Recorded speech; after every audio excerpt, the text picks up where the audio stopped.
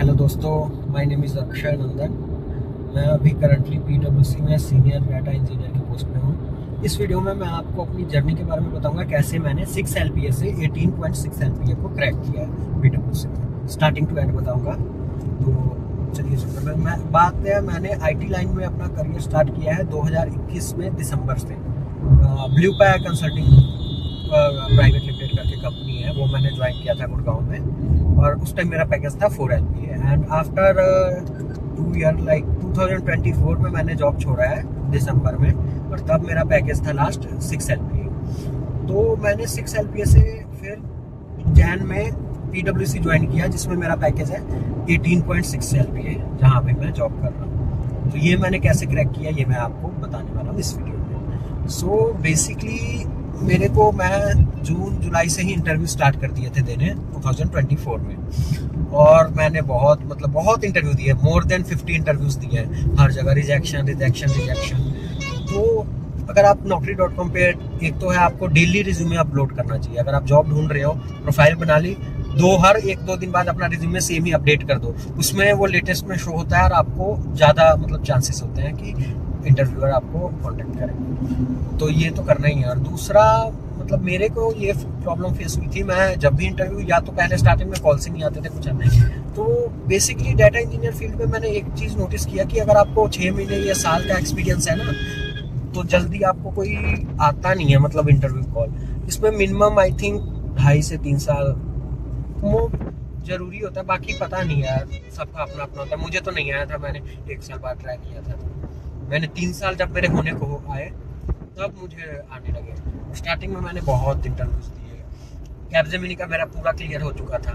मेरा ये हुआ, मैंने घर बता दिया कि मेरा क्लियर हो गया, क्योंकि उन्होंने पूरा बोल दिया था कि आप रिजाइन डाल दो, हम ऑफर लेटर भेज रहे हैं आपका। मेल वगैरह सब आ गई थी, ऑफर लेटर नहीं आया था, तो सबको बता दिया। उन्होंने मुझे 12 LPA दिया था, 6 to 12। तो मैं तो सही था मेरे लिए, तो बहुत। कैपजेमिनी ये ब्लू पाया एक छोटी सी कंपनी थी। खैर, ब्लू पाया ने मेरे अभी तक पैसे नहीं दिए 3 महीने के, पिछले साल के। बहुत क्या ही। तो हुआ ये कि जब कैपजेमिनी का ऑफर आया कंफर्मेशन में, बहुत खुश हुआ, सबको बता दिया। फिर उन्होंने बोला हफ्ते के एंड में, फिर नेक्स्ट वीक कॉल आया कि आपने जो रिजाइन डाल दिया, आप वो भेजो मुझे। मैंने कहा यार, मैं अभी कैसे भेज सकता हूँ, मैंने तो अभी डाला नहीं। आप ऑफर लेटर मुझे दे दो, फिर मैं रिजाइन डाल दूंगा। ऐसे डाल दूं ना भेजे तो कहते, सबको बता दिया। तो फिर उन्होंने मुझे ऑफर भेजा ही नहीं, बार बार कहते रिजाइन डालो, ये डालो। फिर महीना हो गया, कोई अपडेट नहीं। सारे राउंड क्लियर हो चुके थे, सैलरी नेगोशिएशन सब कुछ।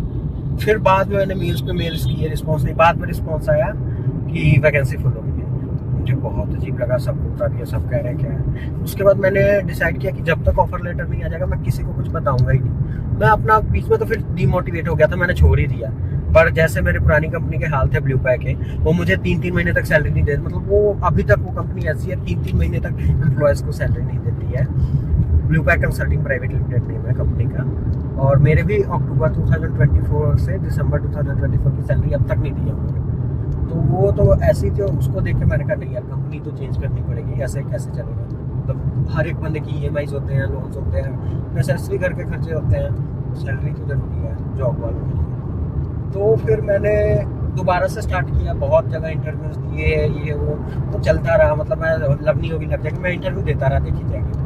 बीच बीच में मैंने थोड़ी ChatGPT वगैरह की हेल्प भी लीजिए, वैसे ही लॉजिक। और मैंने पढ़ाई भी, बेसिकली जो इंटरव्यूज के क्वेश्चंस होते हैं, जैसे SQL, पाइथन, पाइस्पार्क, ये 3 ही मेन होता है। उसके बाद क्लाउड में हो गया AWS, स्नोफ्लेक, डाटाब्रिक्स। बेसिकली तुम्हारे पिछले प्रोजेक्ट्स के बारे में पूछते हैं। तो ये मैं आगे बताऊंगा कि कैसे तैयारी करनी है, क्या क्या करना है। तो अभी मैं आपको बताता हूँ क्या हुआ फिर। तो फिर हमारा प्लान बना चिटकुल जाने का सितंबर में। मैं दोस्तों के साथ दिल्ली से निकला चिटकुल के लिए। वहाँ एक फर्स्ट राउंड जो होता है ना, वहाँ आया था। मैं निकलने लगा था, तो आधे घंटे पहले आया। तो निकलते निकलते मैंने वो राउंड दिया था, फर्स्ट राउंड, जिसमें HR बेसिक्स टेक्निकल पूछते हैं। तो वो मैं देखे चला गया PWC का। फिर मुझे लगा नहीं था कि, क्योंकि और इतना पता भी नहीं था पहले कि PWC ऐसे है। तो जब मैं चिटकुल चला गया, वहाँ से आ रहा था, तो हम फंस गए थे जाम में। 6-7 घंटे का जाम था वहाँ। हम पानी भी नहीं था, बोर हो रहे थे। उस टाइम मुझे कॉल आया कि इंटरव्यू आपका आज का शेड्यूल है। तो मुझे याद भी नहीं था मेरा इंटरव्यू है। लैपटॉप मैं लेके गया था, फ़ोन का एक दो सिग्नल आ रहे थे, हॉटस्पॉट ऑन किया, क्या चलो क्या ही करें, फ्री है दे लेते। उस टाइम मैंने इंटरव्यू दिया था, मुझे थोड़े बहुत याद है, अच्छे से याद भी नहीं कि क्या क्वेश्चन पूछे थे क्या नहीं। वो हो गया इंटरव्यू, मुझे पता भी नहीं, मतलब उस टाइम इतने इंटरव्यूज दे रहा था, किस कंपनी का दिया पता भी नहीं लगता था, ठीक है, रोज़ मतलब कहीं ना कहीं से कॉल आने लग गए थे। तो फिर मैंने दे के अपना आ गया वापस, 1 महीने मतलब अराउंड 25 दिन के बाद कॉल आया मुझे अक्टूबर में। सितंबर में मैंने इंटरव्यू दिया था, याद है, एंड में सितंबर 23 अक्टूबर को मुझे कॉल आया था, 22 या 3 को, कि HR का, कि मैं PwC से बोल रही हूँ। HR डिस्कशन के लिए फ़ोन पे ही कि आपका ये हुआ है, तो हम आपको कितना पैकेज चाहिए। मैंने कहा 6 ले रहा हूँ, मैंने कहा 12, 13, 12, 13 LPA इस फाइन। फिर उन्होंने कहा ओके, लोकेशन उन्होंने बेंगलोर बोल दी। मैंने कहा ठीक है भाई, आने तो जो आ रहा है। तो उसके बाद 2 दिन बाद मुझे ऑफर लेटर आता है, जिसमें 15 LPA का ऑफर लेटर वो भेजते हैं। मुझे लगा ये तो फेक है, मैं मतलब कंफ्यूज हो गया कि बंदा, मैं मांग इनसे 12 रहा हूँ, ये दे मुझे 15 रहे हैं, ये क्यों दे रहे, मतलब फिर मुझे थोड़ा डाउट हुआ कि रियल है कि नहीं।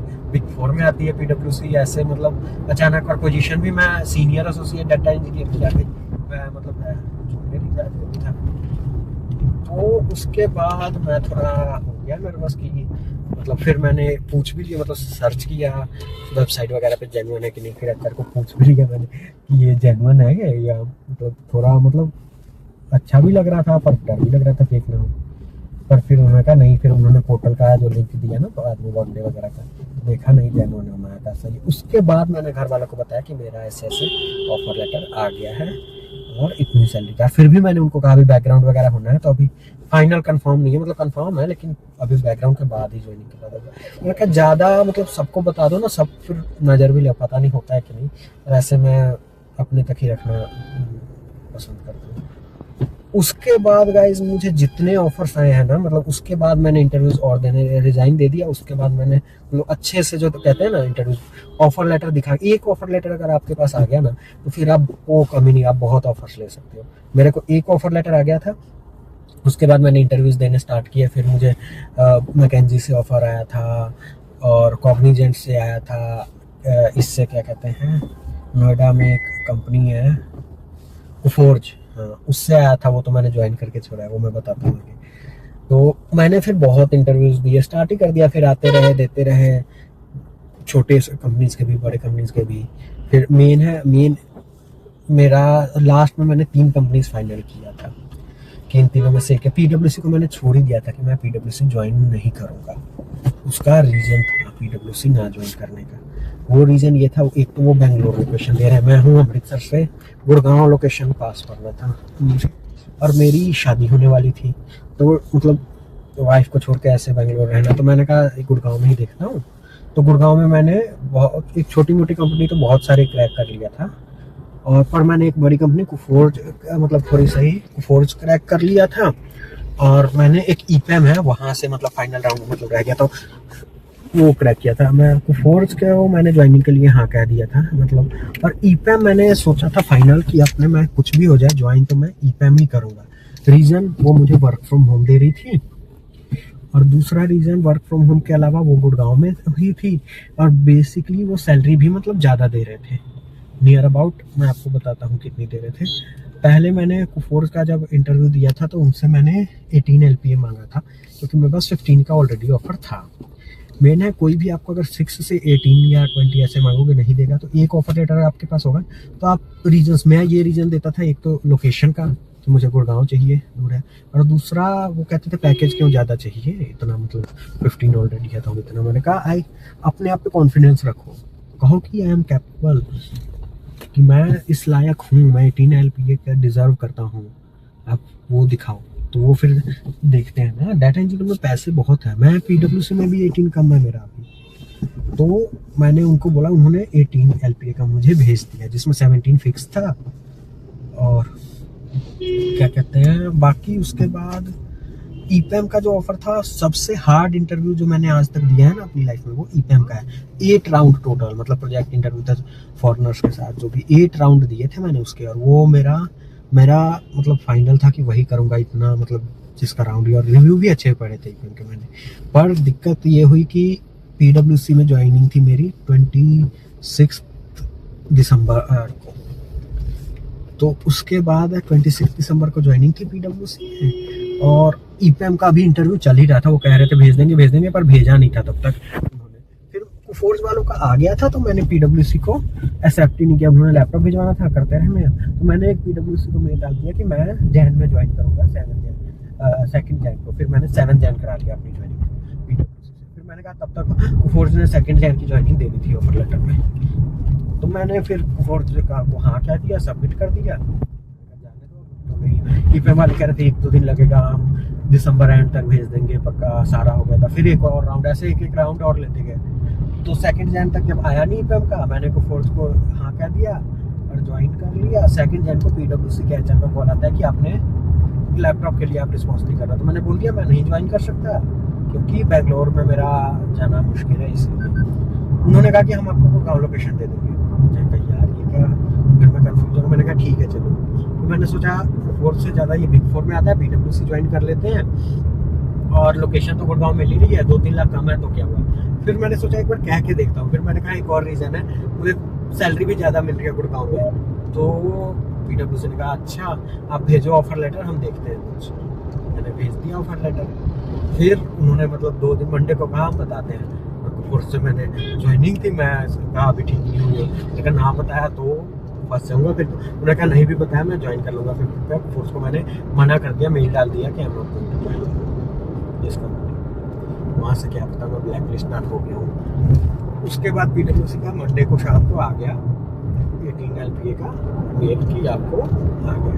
मैंने कहा सही है, मैंने ओके कर दिया। फिर मैंने एक्सेप्ट कर लिया। उसके बाद 7th को मेरी ज्वाइनिंग थी पीडब्ल्यूसी में। 6 जनवरी को मुझे ईपीएम के एचआर का कॉल आया। वो मुझे दे रहे थे 23 LPA का ऑफर भेज दिया। 21 LPA उसमें फिक्स था, और 2 लाख का बोनस दे रहे थे। मैं कहा ये क्या बात है। रात को आया वो भी 9 बजे, और 7th मॉर्निंग 9 बजे ज्वाइन थी। समझ नहीं आया क्या करूँ। मैंने फिर एचआर को मैसेज किया पीडब्ल्यूसी वाले को, तो कि मुझे ऐसे ऐसे एक और ऑफर है, तो आप मैच कर सकते हो। वो गुस्सा हो गया कि बार बार कहते हैं आपका 6 से मैंने इतना करा दिया। ये उसकी भी बात जेन्युइन थी, सीधा 200% हाइक दिलाया था, और उसके बाद अब फिर और ज़्यादा, तो ये तो गलत ही था। फिर मैंने कहा चलो ठीक है। उसके बाद फिर भी मैं कंफ्यूज था कि मैं वर्क फ्रॉम होम और ये हाइब्रिड थी पीडब्ल्यूसी, कौन सा ज्वाइन करूँ कौन सा करूँ। मैंने बहुत दोस्तों से भी पूछा, कोई कह रहे थे पीडब्ल्यूसी कर, कोई कह रहे थे ईपीएम का। फिर मैंने सोचा बिग 4 है पीडब्ल्यूसी, जाने दो यार, यही देखते हैं। ईपीएम मैं कर लेता ज्वाइन। एक बात मुझे गलत लगी ईपीएम की, उसका जो एचआर था, मैं नेम नहीं लूँगा, वो मुझे कह रहा था कि आपका जैसे 18 आप मांग रहे हो, उससे ऊपर मैं जो सैलरी दिलाऊंगा उसमें से हाफ आप मुझे दे देना। तो पहले 23 दिलाया ना उसने, तो कह रहा था 2.5 लाख मुझे आपको देना होगा। मैंने कहा नहीं मैं नहीं दूंगा। फिर आया 2 लाख, 1.5 लाख, फिर कहता 1 लाख ही दे देना। फिर कहता ज्वाइनिंग बोनस जो मिलेगी उसमें से आधा दे देना। फिर कहता कि 50,000 ही दे देना। फिर मैंने कहा नहीं कुछ नहीं दूंगा। फिर कहता नहीं कुछ तो आपको पहले बात हुई थी। कहता 50,000 अभी दे दो, 50,000 6 मंथ बाद दे देना। मुझे यहाँ पे कुछ गड़बड़ लगी कि ये ऐसे दिला, ये ना करता हो ना कि जैसे बंदे रख लिए 6 महीने तक पैसे लेके फिर निकलवा दिए। मतलब जो भी था ये अनप्रोफेशनल है। इतनी बड़ी कंपनी है और उसमें से एचआर तुमसे पैसे मांग रहा है कि तो ये चीज़ मुझे बहुत गलत लगी। इस करके मेन रीजन था ईपीएम ना ज्वाइन करने का। मैं थोड़ा वो हो गया कि ये क्या है यार, एचआर को पैसे देके ज्वाइन मेहनत मैंने की सब। फिर मैंने पीडब्ल्यूसी ज्वाइन कर लिया सुबह, ईपीएम को मना कर दिया। अब मैं आपको बताता हूँ कि क्या आपको कैसे प्रिपरेशन करनी चाहिए। ये तो गाइस अगले वीडियो में मैं आपको बताता हूँ कि कैसे आपको प्रिपरेशन करनी चाहिए। ये तो मेरी स्टोरी थी कि कैसे मैंने ज्वाइन किया। अब मैं आपको नेक्स्ट वीडियो में बताऊंगा कि कैसे आपको क्या क्या तैयारी करनी चाहिए, क्या क्या पढ़ना चाहिए, वो सब। तो आप मेरे चैनल पे जाके आप नेक्स्ट वीडियो देख सकते हैं। Thank you guys. अगर आपको अच्छा लगा तो लाइक सब्सक्राइब करें, नहीं अच्छा लगा तो भी कर दो यार। नया हूँ समझ नहीं क्या करूँ। चलो ठीक है, बाय।